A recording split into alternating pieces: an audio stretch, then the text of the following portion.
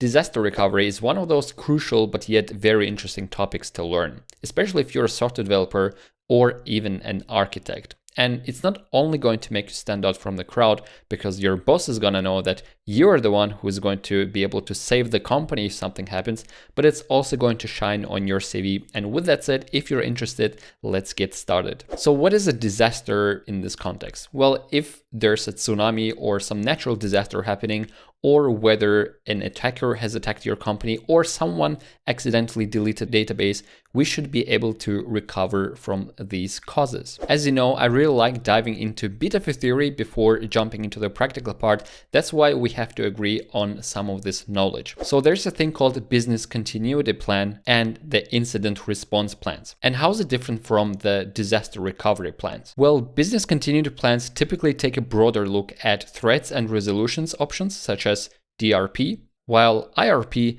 typically focus exclusively on cyber attacks. And also, let's agree on the following terminology. The recovery time objective, or the RTO, refers to the amount of time it takes to restore business operations after an unplanned incident. So it's something that you have to establish within your company and agree what the reasonable RTO would be in your use case. We also have a recovery point objective, or RPO, which is the amount of data you can afford to lose and still recover potentially. Now going to the practical part. In this video, I'm gonna be using AWS as an example, but it's basically applicable to any other major cloud provider such as Microsoft Azure or Google Cloud. So what we see on this graph is 4 different disaster recovery options, and you're gonna have these options in every cloud provider. And this is generally applicable knowledge to anywhere you are operating in. And as we're going from the left side, which is the backup and restore, pilot light, warm, standby, and multi-site active option,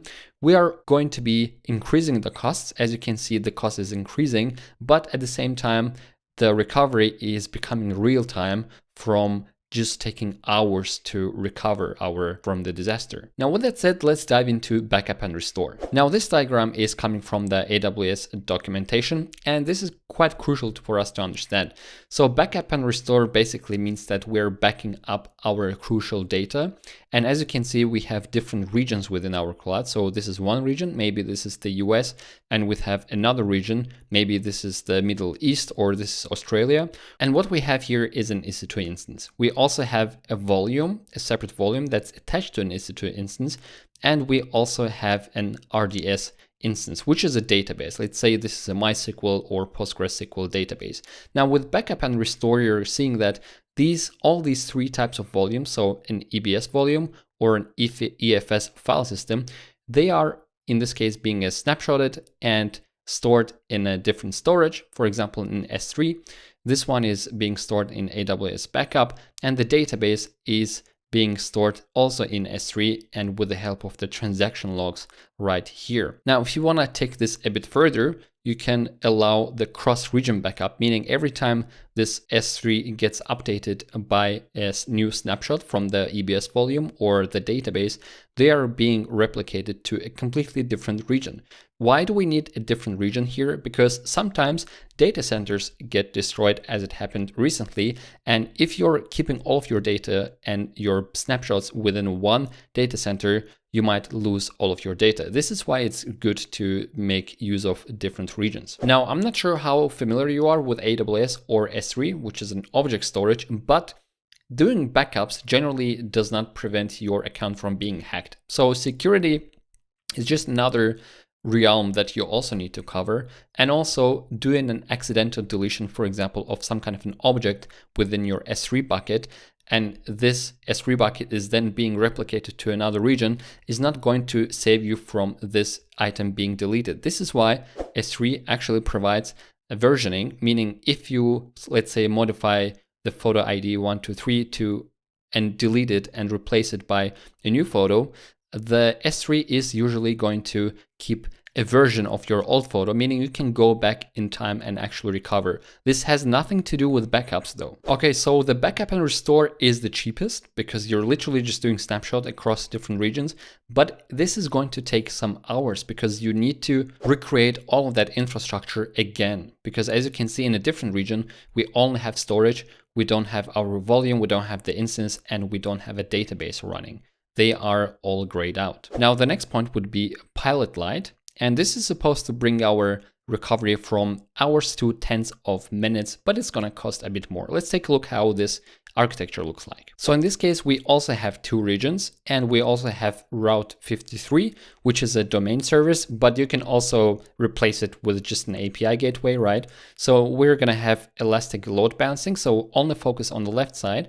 And what we have is the scaling group, meaning we don't only have one EC2 instance, for example, for our front-end server, but we have 2. So this enables auto-scaling in case if we are getting much more traffic on our website. We also have application server, which is the backend server, and we also have the database, and we have 2 copies or replicas of our Aurora database. Now, what's going to happen with the Pilot Lite is we're going to have the load balancer, the auto-scaling group, and our database. But the difference is that, as you can see, these are grayed out. So our infrastructure is partly available, meaning our database is still running and everything's being replicated asynchronously, as you can see here, cross-region replication. But our EC2, our machines, so our front-end server and our backend server are not running, even though they are there. Now, how are they actually created? Seems like they are there, but they're turned off. Well, you can do this easily by CloudFormation.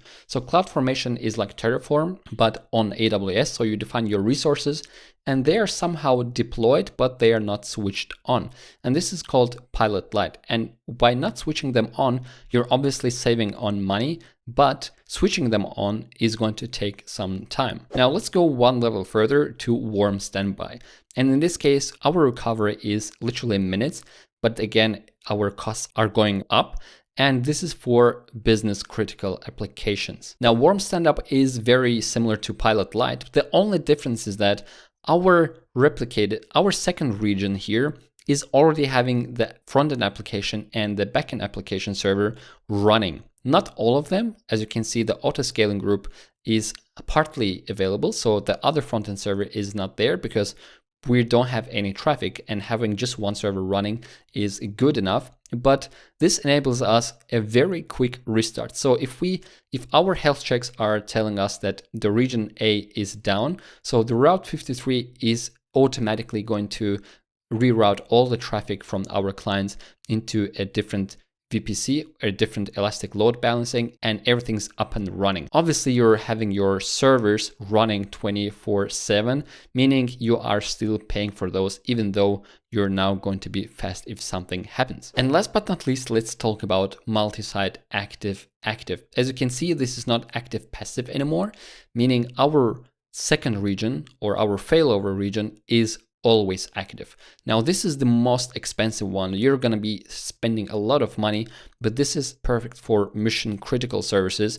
What are we talking about here? Maybe you're sending someone to a moon, like it's a NASA operation. You really need an active recovery here. Again, very similar to previous one, but now our both regions are pretty much identical. So one DynamoDB, let's say it's a Q Value store or document database, are being replicated. And actually, by having both regions active, you can leverage the geo proximity, meaning if you have 2 regions, let's say in Australia and in the US, why don't you reroute all of your Australian users to this region anyway, and then enable real-time replication within your database? Why would you keep this one inactive and only wait for a disaster to kick this one in? So you can actually make or improve the speed of your application and your stack by having an active option, but obviously you're going to be paying much more money. Now, this is not going into deeper details because every cloud provider is going to have its own intricacies and the way you set everything up, but I just wanted you to have a good overview of all of that. If you have any questions, let me know below in the comments. Don't forget to smash like and subscribe for more interesting videos like this, and I'm going to see you guys in the next one.